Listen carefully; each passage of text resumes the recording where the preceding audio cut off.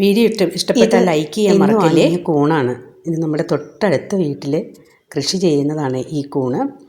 ഇത് 1 kg ഉണ്ട്. നിങ്ങൾക്ക് ആ ക്വാണ്ടിറ്റി ഒന്ന് കാണിച്ചു തരാമെന്ന് ഓർത്തുകൊണ്ടാണ്. 1 kg ആണ് ഇത്. ഇന്ന് ഞാനൊന്ന് തോരൻ വയ്ക്കാനാണ് ഉദ്ദേശിക്കുന്നത്. അപ്പം തോരൻ വയ്ക്കാൻ വേണ്ടിയിട്ട് ഇത് ആദ്യമേ തന്നെ തോരൻ്റെ സൈസിൽ ഞാൻ അരിഞ്ഞ് മഞ്ഞൾ വെള്ളത്തിനകത്ത് ഇട്ട് വെച്ചിരിക്കുകയാണ്. അതിനുശേഷം നല്ല ഒരു ഇരുമ്പിൻ്റെ ചീനിച്ചട്ടി അടുപ്പത്ത് വയ്ക്കുക. ഇരുമ്പിൻ്റെ ചീനിച്ചട്ടി അടുപ്പത്ത് വെച്ച് ചൂടാകുമ്പോൾ വെളിച്ചെണ്ണ ഒഴിച്ചു കൊടുക്കുക. വെളിച്ചെണ്ണ തന്നെ ഒഴിക്കണേ, മറ്റു എണ്ണകൾ ഒഴിച്ചാൽ അതിന് ടേസ്റ്റ് ഉണ്ടാവില്ല. ചൂടായി വരുമ്പോൾ കടുകിടുക, ഒരു വറ്റൽമുളക്, ഒരല്പം ടേസ്റ്റിന് വേണ്ടിയിട്ട് പെരിഞ്ജീരകം, ഒരല്പം മതി പെരിഞ്ജീരകം. കറിവേപ്പിലയുടെ ഷോർട്ടേജ് കൊണ്ട് കറിവേപ്പില ഇടുന്നില്ല, നിങ്ങൾ കറിവേപ്പിലയും കൂടി ഇടണേ.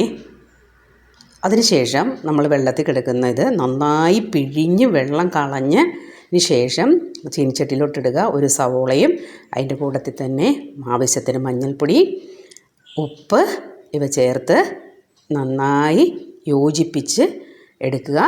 ഒരു നല്ല തവി ഉപയോഗിച്ച് നന്നായി യോജിപ്പിക്കുക. ഈ 3 ചേരുവകളും കൂടി നന്നായി യോജിപ്പിച്ച് നല്ലൊരു മൂടി വെച്ച് മൂടിപ്പാത്രം വെച്ച് അടച്ച് അല്പം നേരം വേവിക്കാൻ വയ്ക്കുക. ആ സമയം കൊണ്ട് നമുക്ക് ഇതിനുള്ള അരപ്പെടുക്കാം. അരപ്പിന് വേണ്ടിയിട്ട് ചുവന്നുള്ളി, പച്ചമുളക്, തേങ്ങ, 2 പച്ചമുളക് ചേർക്കുന്നുണ്ട് എരിവിന് വേണ്ടിയിട്ട്. അതിൻ്റെ കൂടെ ആവശ്യത്തിനുള്ള തേങ്ങയും ചേർത്ത് ഒന്നൊന്ന് ചതച്ച് കൊണ്ടുവരാം. ഒരുപാട് അരയരുത്, ഒന്ന് ചതഞ്ഞ് വരേണ്ട ആവശ്യമേ ഉള്ളൂ.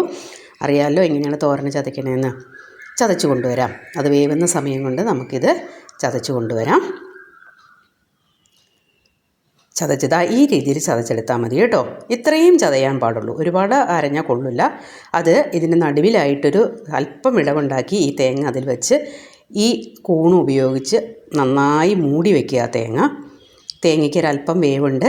ഒപ്പം തന്നെ ഇത് എല്ലാ വശത്തും ഇറങ്ങാനും നല്ലതാണ്. ഇതിൻ്റെ വെള്ളം കൂടി ചേർന്ന് എല്ലാ ഭാഗത്തും തേങ്ങയുടെ രുചി എത്തും. അപ്പോൾ ഒന്ന് അടച്ച് വെച്ച് വീണ്ടും ഒരല്പം നേരം കൂടി വേവിച്ചെടുക്കാം.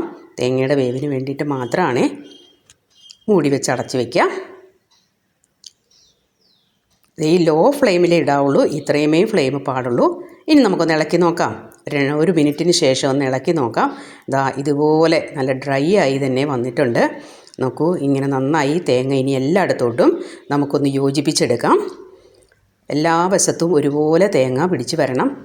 ഇങ്ങനെ എന്നിട്ടൊന്ന് ചിക്കിയിടുക. അപ്പോൾ നന്നായി ഉണങ്ങി വരും. പിന്നെ ഇരുമ്പിൻ്റെ ചീനിച്ചട്ടി ആയതുകൊണ്ട് നമുക്ക് ഒരല്പം നേരം കഴിഞ്ഞാൽ ഫ്ലെയിം ഓഫ് ചെയ്ത്